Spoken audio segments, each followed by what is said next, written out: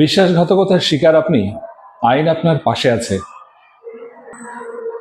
রহিমা বেগম তার জমি বিক্রি করলেন কারণ একটাই ছেলের বন্ধু বলেছিল, আপা, আমাকে বিশ্বাস করুন, আমি আপনার টাকা দ্বিগুণ করে দেব।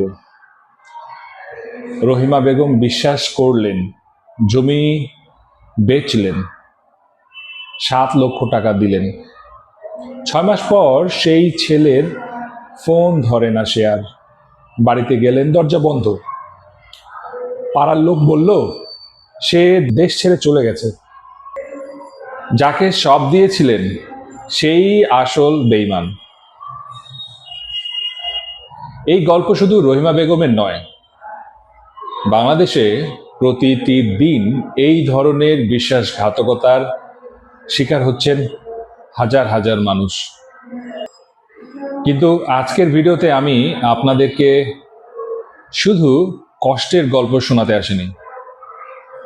আমি বলবো এই পরিস্থিতিতে আইন আপনাকে কিভাবে রক্ষা করবে এবং আপনি ঠিক কী পদক্ষেপ নেবেন। বিশ্বাসঘাতকতা শুধু মনকে ভাঙে না, এটা অনেক সময় মানুষকে সর্বশান্ত করে দেয়। কিন্তু বাংলাদেশে আইনে বিশ্বাসের অপব্যবহার করা হয়। যারা প্রতারণা করে তাদের জন্য কঠোর শাস্তিরও বিধান আছে। আজকে আমরা জানব, প্রথমত, বিশ্বাসঘাতকতা কোন কোন আইনের অপরাধ। দ্বিতীয়ত, শিকার হলে কি কি পদক্ষেপ নেবেন। আর তৃতীয়ত, ভবিষ্যতে নিজেকে কিভাবে সুরক্ষিত রাখবেন। প্রথমে আসি, বিশ্বাসঘাতকতা কোন আইনের অপরাধ। দণ্ডবিধি আইনের 420 ধারায় আছে প্রতারণা, ফরজারি। 420 ধারায় বলা আছে, কেউ যদি মিথ্যা প্রতিশ্রুতি দিয়ে অন্যের সম্পদ, টাকা বা সম্পত্তি নিয়ে নেয়, এটি প্রতারণার অপরাধ। শাস্তি 7 বছর কারাদণ্ড এবং জরিমানা, সাথে জরিমানাও আছে। রহিমা বেগমের ঘটনাটি ঠিক একই ধারার আয়তায় আসে। এর পরের ধারা হচ্ছে দণ্ডবিধি 406 ধারা, বিশ্বাস ভঙ্গ, ক্রিমিনাল ব্রিচ অফ ট্রাস্ট। এই ধারাটি আরো গুরুত্বপূর্ণ। কেউ যদি আপনার বিশ্বাসের সুযোগ নিয়ে আপনার সম্পদ আত্মসাৎ করে, এটি ক্রিমিনাল ব্রিচ অফ ট্রাস্ট বা অপরাধমূলক বিশ্বাস ভঙ্গের শামিল। এর শাস্তি সর্বোচ্চ 3 বছর কারাদণ্ড বা জরিমানা বা উভয় দণ্ড। বিশেষত যখন অংশীদার বা বিশ্বস্ত কেউ আপনার টাকা বা সম্পদ নিজের কাজে লাগায়। এরপরে তৃতীয় ধারায় আছে চুক্তি আইন 1872-এর, যেটা দেওয়ানি প্রকৃতির আইন। যদি লিখিত বা মৌখিক চুক্তি করে কেউ শর্ত ভঙ্গ করে। কন্ট্রাক্ট অ্যাক্ট 1872 অনুযায়ী দেওয়ানি আদালতে মামলা করে ক্ষতিপূরণ আদায় করা সম্ভব। অর্থাৎ শুধু জেল পাঠানো নয়, আপনার হারানো টাকাও ফেরত পাওয়ার পথ আছে। এর পরের ধারাটি হলো ডিজিটাল নিরাপত্তা আইন, অনলাইন প্রতারণা। যদি ফেসবুক, মেসেঞ্জার, হোয়াটসঅ্যাপ বা অনলাইন এই মাধ্যমে প্রতারণা হয়, ডিজিটাল নিরাপত্তা আইন 2018-র 34-35 ধারায় 7 বছরের কারাদণ্ডের বিধান আছে।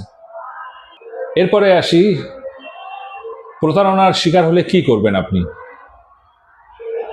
প্রথম পদক্ষেপ যেটা হলো, প্রমাণ সংগ্রহ করুন। সবার আগে যা করতে হবে, প্রতারণার সব প্রমাণ সংগ্রহ করতে হবে। মোবাইলের কথোপকথন থাকলে স্ক্রিনশট নিন।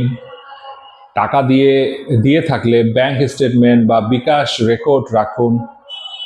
চুক্তির কাগজ থাকলে বা আসল কপি সংরক্ষণ করার চেষ্টা করুন।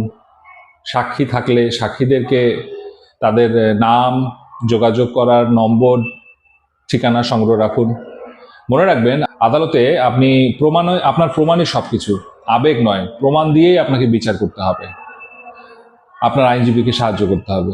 এরপর আসি প্রেক্ষাপট 2, থানায় জিডি করুন বা মামলা করুন, প্রমাণ গুছিয়ে নিন, নিকটস্থ থানায় যান।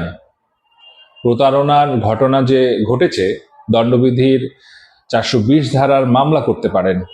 বিশ্বাস ভঙ্গের ঘটনা ঘটলে 406 ধারায় মামলা করতে পারেন। পুলিশ মামলা নিতে না চাইলে ম্যাজিস্ট্রেট কোর্টে, ম্যাজিস্ট্রেট আদালতে গিয়ে ফৌজদারি কার্যবিধি 200 ধারায় সরাসরি অভিযোগ করতে পারেন, অর্থাৎ কোর্টে মামলা করতে পারেন, আমলি আদালতে। এরপর দেওয়ানি মামলার ক্ষতিপূরণ চাইতে পারেন। শুধু শাস্তি নয়, আপনার যে হারানো টাকাও সেটা ফেরত পাওয়ার পথও আছে। অভিজ্ঞ আইনজীবীর সাহায্য নিন, পরামর্শ নিন। দেওয়ানি আদালতে আপনি ক্ষতিপূরণের মামলা করতে পারেন। অনেক ক্ষেত্রে আদালত সম্পত্তি ক্রোক বা অ্যাটাচমেন্টের আদেশও দিতে পারে, যাতে প্রতারক টাকা লুকাতে না পারে। এর পরের অধ্যায়ে বলবো ভবিষ্যৎ কিভাবে সুরক্ষিত থাকবেন, ভবিষ্যতে আপনি নিরাপদ থাকবেন কিভাবে। বিশ্বাসঘাতকতার হাত থেকে বাঁচতে আপনি কিভাবে নিরাপদ থাকবেন, কিছু কিছু অভ্যাস গড়ে তুলতে হবে। প্রথম অভ্যাস হলো, বড় লেনদেনের সবসময় লিখিত চুক্তি করুন। মৌখিক কথায় কখনো বড় সিদ্ধান্ত নেবেন না। দ্বিতীয়ত, টাকা দেওয়ার আগেই সেই ব্যক্তির পরিচয়, পেশা, অতীত যাচাই করুন। বিশ্বাস ভালো, কিন্তু যাচাই না করে বিশ্বাস বিপজ্জনক। এরপরে ব্যাংকিং লেনদেনে সবসময় ব্যাংক বা মোবাইল ব্যাংকিং এর মাধ্যমে যে লেনদেন করেন, সেটার মাধ্যমে টাকা লেনদেনের রসিদ নিন। এরপর কেউ অস্বাভাবিক লাভের লোভ দিলে দ্বিগুণ তিনগুণ হবে বলে সতর্ক হন। এটি প্রতারণার সবচেয়ে বড় ফাঁদ। লোভ দেখাবে, দ্বিগুণ তিনগুণ লাভ হবে, সেই লোভ দেখিয়ে আপনার কাছে টাকা নেবে। বিশ্বাসঘাতকতার শিকার হলে প্রমাণ সংগ্রহ করুন, থানায় 420, 406 এর মামলা করুন।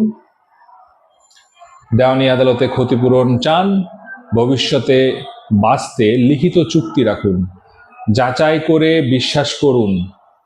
অস্বাভাবিক লোভ এড়িয়ে চলুন। যাকে সব দিয়েছিলেন সে বেঈমানি করেছে, সে বেঈমান হয়ে গেছে। এই কষ্ট অনেক গভীর, এই ব্যথা বলে শেষ করার মতো না। কিন্তু মনে রাখবেন, বেঈমানের শাস্তি আইনে আছে,